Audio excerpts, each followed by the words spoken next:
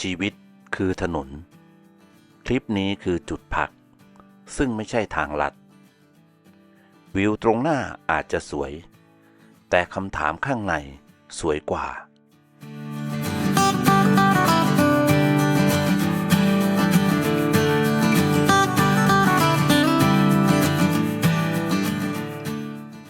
ผมขับรถผ่านเจดีย์ชัยมงคล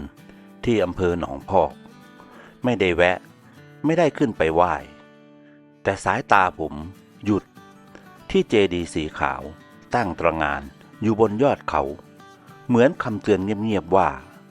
บางอย่างในชีวิตเราเห็นชัดแต่ยังไม่พร้อมที่จะเข้าไปหาผมบิดคันเร่งผ่านไปไม่ใช่เพราะไม่ศรัทธาแต่เพราะชีวิตบางช่วงเรามีจุดหมายอื่นที่คิดว่าสำคัญกว่าในตอนนั้นถนนพาผมมุ่งหน้าสู่ทุ่งกังหันลมผลิตไฟฟ้าตำบลร่มเกล้าอำเภอนิคมคำสร้อยกังหันลมตั้งเรียงหมุนช้าๆไม่รีบไม่เร่งแต่ผลิตพลังงานไฟฟ้าได้ทั้งวันผมนึกถึงชีวิตตัวเองเราวิ่งเร่งแข่งจนลืมถามว่าเรากำลังหมุนหรือกำลังถูกลมพัดให้หมุนบางคนดูนิ่งดูช้าแต่กลับสร้างพลังได้มากกว่าคนที่วิ่งจนหอบผมขับมอเตอร์ไซค์เลาะเขาขึ้นไปยังผาส้มเสี้ยว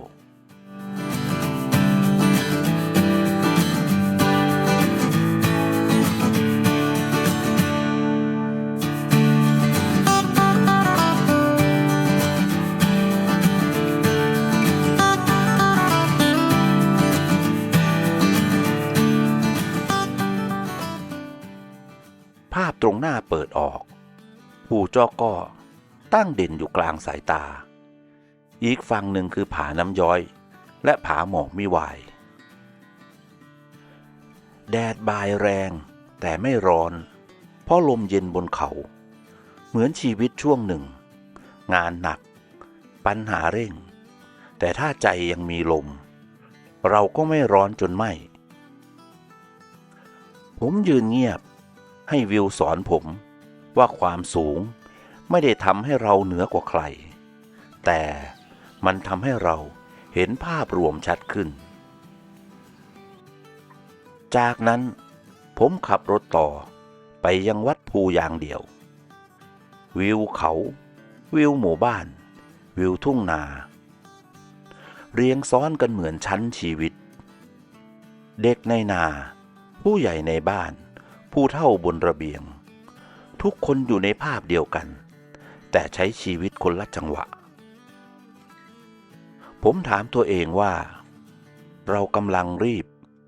เพราะชีวิตต้องการหรือเพราะเรากลัวตามคนอื่นไม่ทัน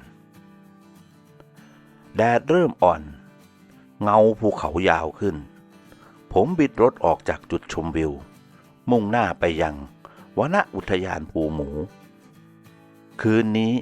จะนอนแคมป์ที่ไม่มีสัญญาณแรงไม่มีไฟในเมือง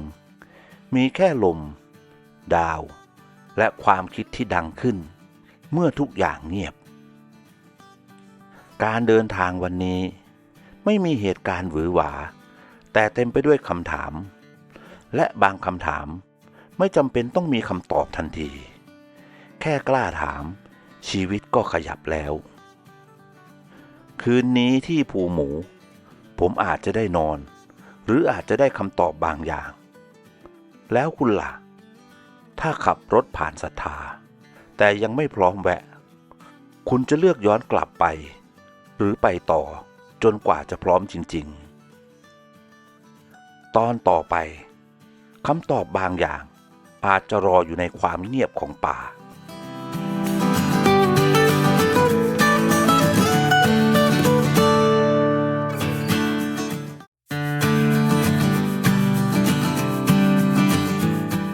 หลังจากที่ผมลงจากทุ่งกังหันลมเข็มนาฬิกาชี้บ่าย4 โมงกว่าแดดยังอยู่แต่ไม่ดุแล้วผ ผมรีบบิดมอเตอร์ไซค์มุ่งหน้าไปวนอุทยานภูหมูระยะทางราว30 กว่ากิโลแต่ความรู้สึกเหมือนกำลังขับออกจากโลกที่เร่งเข้าสู่โลกที่รอก่อนทางเข้าอุทยานเป็นหนองน้ำขนาดใหญ่ห้วยขี้เหล็ก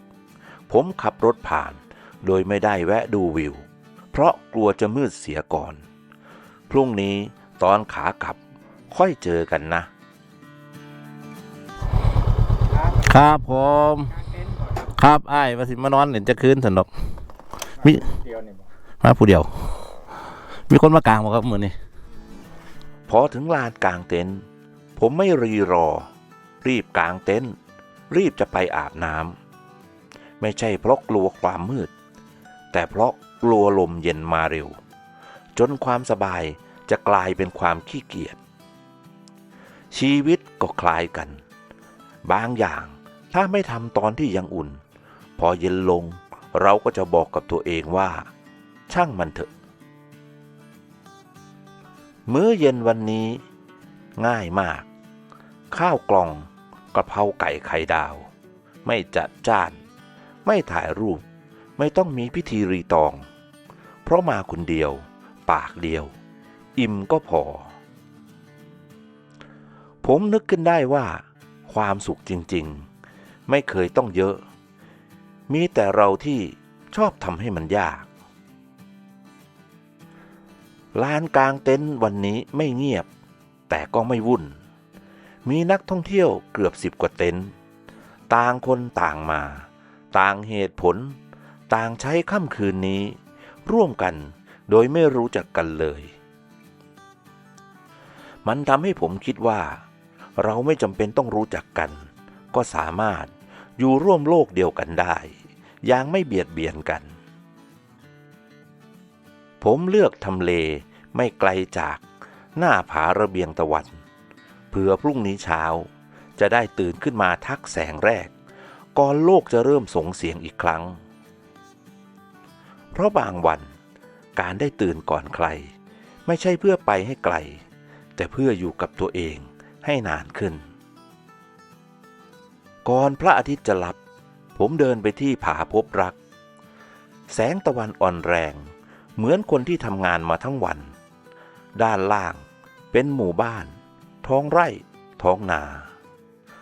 ทุกอย่างดูเล็กแต่มีความหมายผมยืนมองแล้วเข้าใจขึ้นมาว่าชีวิตไม่ได้ต้องการความสูงแค่ต้องการมุมมองกลับมาที่เต็นท์อาบน้ำอีกครั้งลมเย็นพัดผ่าน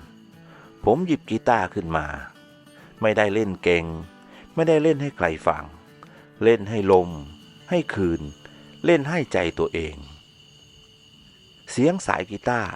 ไม่ได้ไพเราะแต่มันซื่อเหมือนความรู้สึกที่ไม่ต้องแปลให้ใครเข้าใจ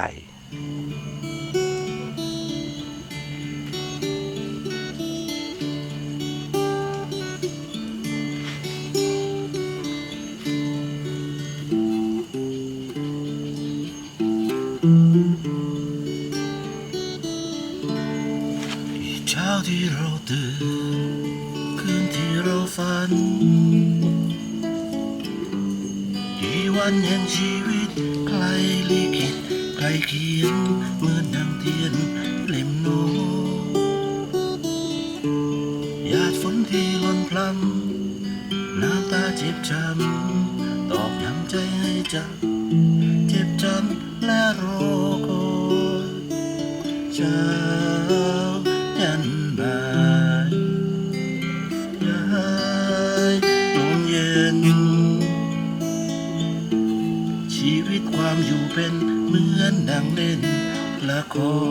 รคืนนี้ผมจะเข้านอนเร็วไม่ใช่เพราะง่วงแต่เพราะพอใจพอคิดพอแล้วกับการแบกและก่อนจะหลับผมถามตัวเองเบาๆว่าถ้าชีวิตเรายอมง่ายกับเรื่องเล็กๆมากขึ้นอีกนิดเราจะต้องเหนื่อยน้อยลงไหมพรุ่งนี้เช้า แสงแรกจะมาพร้อมคำตอบบางอย่าง ถ้าคุณยังดูคลิปนี้อยู่บางทีคุณอาจจะกำลังมองหาคำตอบเดียวกันก็ได้ช่างมันฉันไม่แคร์ช่างมันฉันไม่แคร์ไม่แคร์อันใดช่างมันฉัน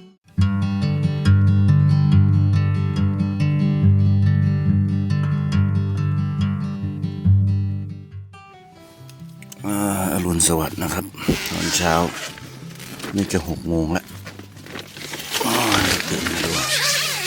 กัดกันหน่อยเราโอ้ที่นี่ภูหมูนะครับเดี๋ยวเราไปสูดอากาศข้างนอกเย็นๆกันนะ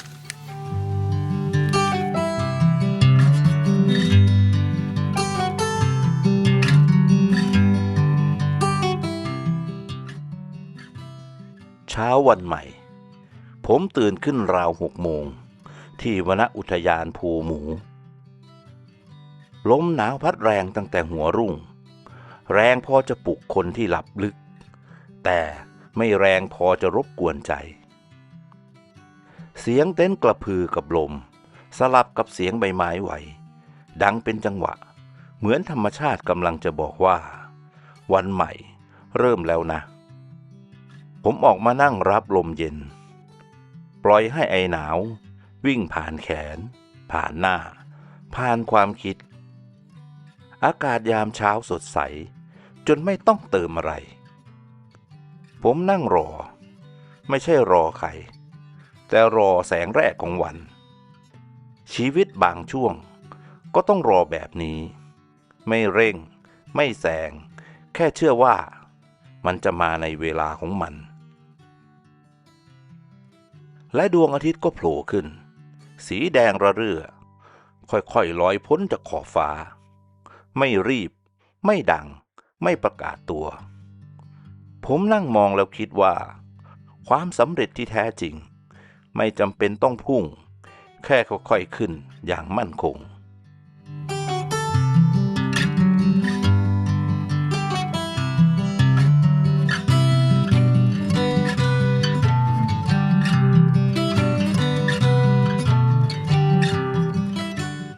ประมาณ8 โมง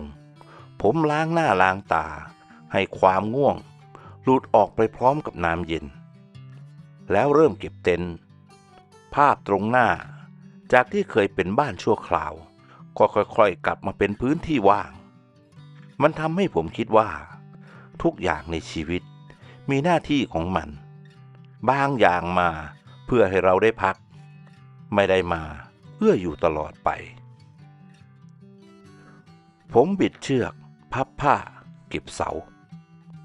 ไม่ได้เสียดายเพราะรู้ว่าผมได้ในสิ่งที่ควรได้แล้วบางครั้งการเดินทางไม่ได้ให้คำตอบแต่มันทำให้เราถามคำถามได้ชัดเจนขึ้นก่อนจะสตาร์ทรถออกไปผมหันกลับไปมองจุดที่เคยนอนจุดที่เคยนั่งจุดที่เคยเงียบแล้วถามตัวเองเบาๆว่าถ้าเรากล้าใช้ชีวิตให้ช้าลงเหมือนเช้านี้เรายังจะเหนื่อยเท่าเดิมไหมคลิปนี้อาจไม่ได้พาคุณไปไกลแต่อยากพาคุณกลับมาใกล้ตัวเองอีกนิดหนึ่งถ้าคุณดูมาถึงตรงนี้บางทีคุณอาจจะกำลังต้องการเช้าที่ใจสงบแบบเดียวกับผมแล้วคุณล่ะถ้าวันพรุ่งนี้คุณไม่ได้รีบคุณจะตื่นขึ้นมาเพื่ออะไรถ้าคำถามนี้ยังค้างอยู่ในใจฝากกดติดตามไว้เหมือนวางก้อนหินเล็กๆให้ตัวเองจำว่าเราเคยหยุดและเรายังอยากหยุดอีกและเจอกันกับการเดินทางครั้งต่อไป